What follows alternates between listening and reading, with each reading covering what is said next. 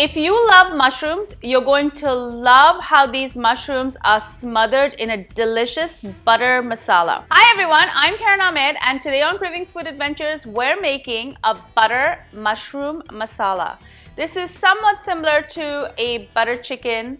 Mushrooms are sauteed in butter and smothered in a delicious butter masala gravy. I'm going to take a pound of mushrooms. I've got these beautiful brown mushrooms and I'm simply going to slice them in half. Next, in a saute pan, I'm going to heat up a little bit of oil and I'm going to saute one onion that I've sliced, 2 green chilies, and once that's sauteed down a little bit, I'm going to throw in 2 tablespoons of fresh coriander. I'm going to cook this all together and then I'm going to remove it from the pan and keep it aside.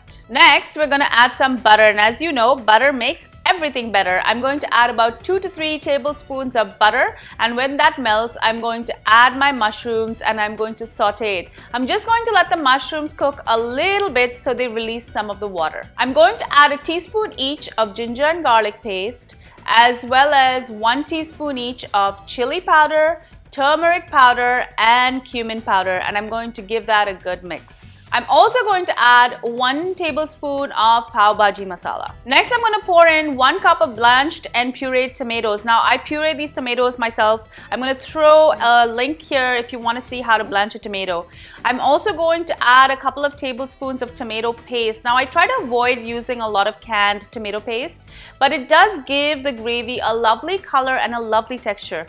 If you want to avoid using canned products, you can just use some extra fresh tomato instead. I'm going to add some salt together with the onions, chilies, and coriander that I sauteed earlier back into the pan. I'm going to add a cup of water and I'm going to cover it and cook it. What I'm looking for is all the flavors of the spices and the mushrooms to fuse together. After a couple of minutes, you're going to see the butter mushroom masala has got a beautiful texture. It's bubbling and it's ready. I'm just going to finish off with a teaspoon of dried fenugreek or dried methi, and I'm going to follow that with half a cup of heavy cream.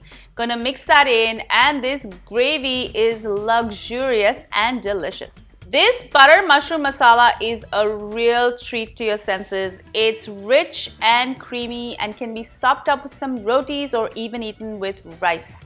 If you like to see some of my other vegetarian recipes, I have a mushroom and chickpea curry link for you here, as well as my ghar ki dal, which is my home style lentil curry. Both of these recipes are delicious. Thank you so much for joining me on Kravings Food Adventures. I do hope you enjoyed this video. And don't forget, I upload new videos every Friday. Make sure that you're subscribed so you're the first to see them. Until I see you again, do take care. Bye.